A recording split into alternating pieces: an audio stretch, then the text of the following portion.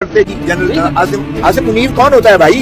ये civilian dictator का फैसले होते हैं। जंग में माफ कीजिएगा, जंग का दिफा करना, जंग में जाना, जंग का फैसला करना, ये हमेशा सिविलियन डिक्टेटर का होता है। अफवाज पाकिस्तान एक सर्विस है जो जो उनके ताबे काम करती है, उनकी हिदायत पर काम करती है, उनके हुक्म पर काम करती है। आप मत करें वो हाल जो बांग्लादेश में हुआ था।